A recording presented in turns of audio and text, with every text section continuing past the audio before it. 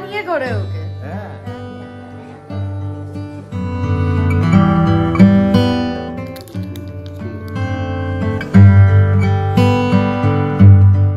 Hello everyone, the বাং ফ্যামিলির একটা নতুন ব্লগে তোমাদের সবাইকে স্বাগত।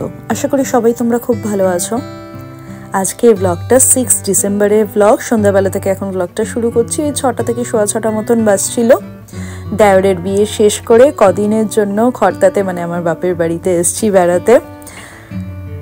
ইন্ডিয়াতে যখনই আসা হোক ওই 1 মাসের জন্য, বলতেই 1 মাস, দিনগুলো এত তাড়াতাড়ি চলে যায়। এত প্ল্যান প্রোগ্রাম থাকে, এখানে যাব ওখানে যাব, এটা করব ওটা করব, অর্ধেকের বেশি করা হয়ে ওঠে না। কিন্তু খর্দাতে এলে আমরা সবাই মিলে এক না একবার শ্যামের বাড়িতে অবশ্যই যাই। তো এবারেও সেই প্ল্যানটা ছিল। তো আজকে সন্ধ্যাবেলা ভাবলাম যে চলো শ্যামের বাড়ি থেকে ঘুরে আসা যাক। আর সন্ধ্যার দিকে শ্যামের বাড়িতে যে আরতিটা হয় সেটা ভারী সুন্দর লাগে দেখতে। তো তার জন্য সন্ধ্যাবেলাটাই মনে হলো যে এখন গিয়ে এখন ঘুরে আসবো। সন্দেশকে রেডি করে দিয়েছি। আর এ হচ্ছে আমার মামাতো ভাই, আমার বড় মামার ছোট ছেলে, আপনার সব থেকে ছোট মামাতো ভাই। ও এসছে, ওর কলেজ থেকে ডাইরেক্ট চলে এসেছিল বিকেলের দিকে। আর সন্দেশ ওদের পেলে আর কাউকে চাই না, সব মামাদের কাছে আর কাকাইদের কাছে ভীষণ ঘুরেছে এবারে। কাকাই কাম্মা মামারা সবার সাথে প্রচণ্ড আনন্দ করেছে সন্দেশ।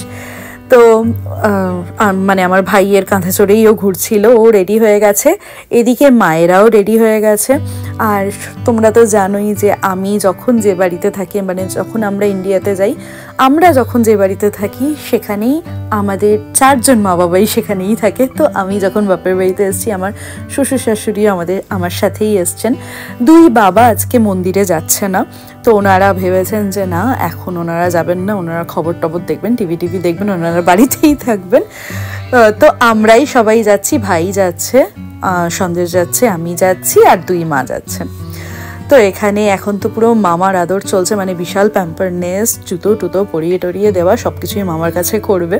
তো আমরা বাড়ি থেকে কিছুটা হেঁটে এলাম। আমাদের যে শান্তিনগর রোডের যে গলিটা, ওখান থেকেই আমরা রিক্সা পেয়েছি, টোটো মতন একটা পেয়ে গেছি। সবাই মিলে স্টেশন অবধি যাব, আবার স্টেশন থেকে নেবে, স্টেশনটা পার হয়ে আবার আরেকটা কিছু একটা ধরতে হবে, সেটা অটো হোক, অটো বা যেটাই হোক, সেরকম কিছু একটা ধরে তারপরে একেবারে শ্যামের বাড়ি অবধি যাব।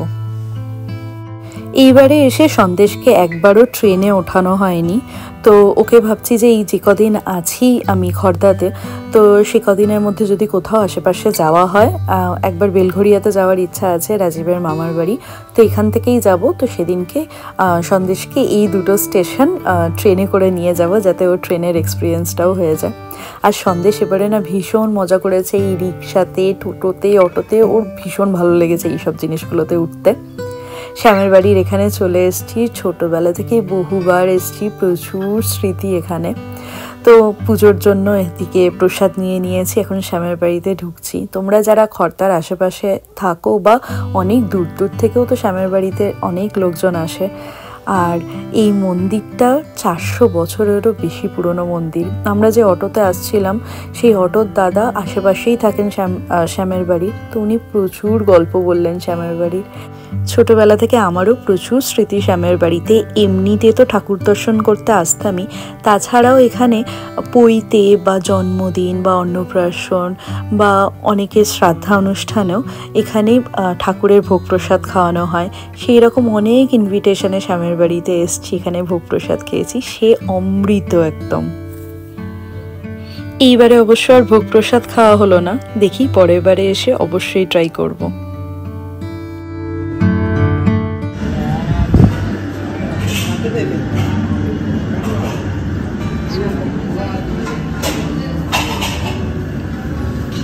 ঠাকুর শোনো, ঠাকুর যা ভালো লাগবে না।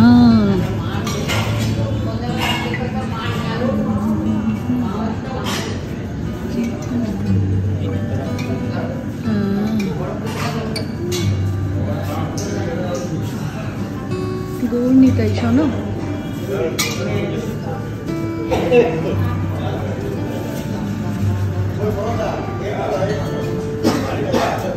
ওকে নাবি দেবে। এই প্রথম এলে মা এসছো?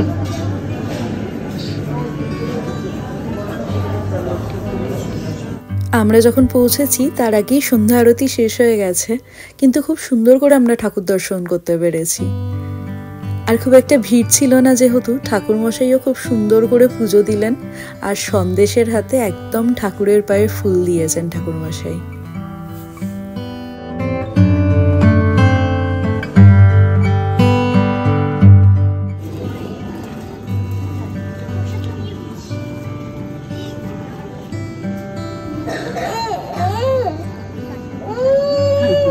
তুমি করবে নমো নমো, মা এসে যাবে, মা এসে যাবে।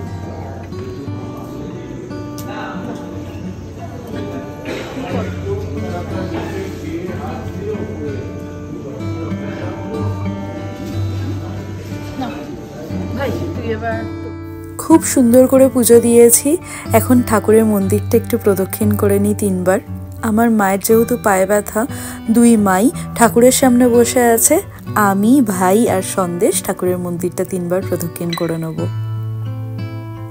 এখানকার সবার কাছে শুনলাম সামনেই রাসের মেলাও বসেছে, তো যখন এসছি একবার রাসের মেলা হয়েই আসবো। 2 মা বসলো নাট মন্দিরে, আমরা যাব খালি রাসের মেলাতে। মা বলল অতটা আর হাঁটতে পারবে না, এখান থেকে কিছুটা হেঁটে আরেকটা মাঠের মধ্যে হচ্ছে রাসের মেলা।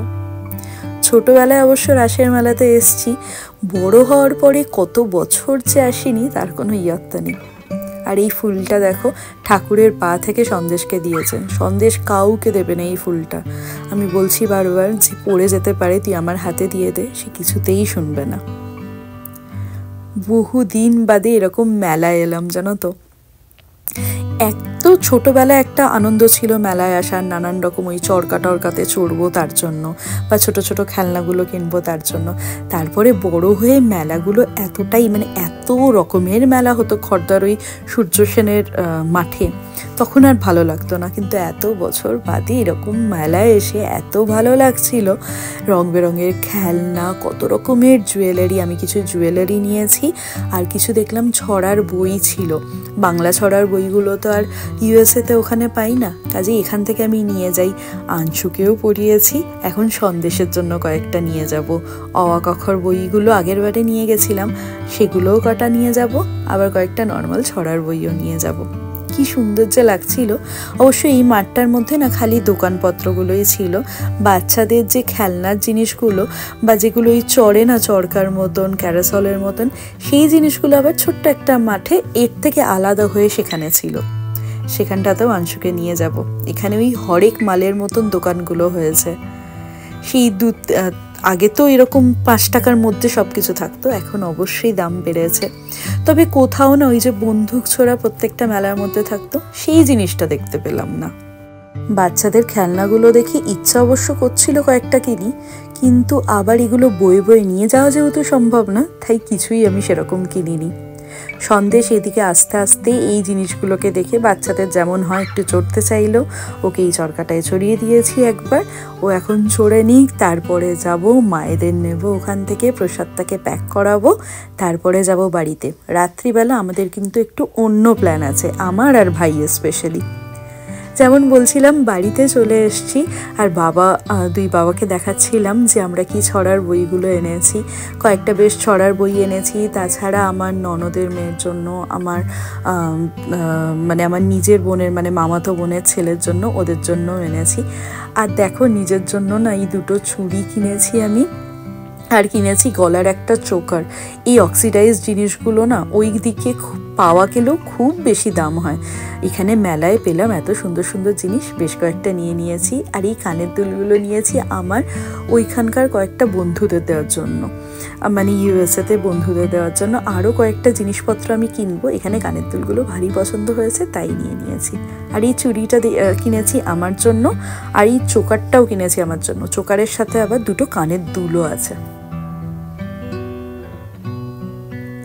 যেমন বলছিলাম যে আমার আর ভাইয়ের প্রোগ্রাম আছে, বাড়িতে গিয়ে সবাই সেটেল হলো, তারপরে আমরা ওই 9টা নাগাদ বেরিয়ে পড়েছি, যাচ্ছি সোদপুরে। আজকে রাত্রিবেলা একটু বাইরের ডিনার করব।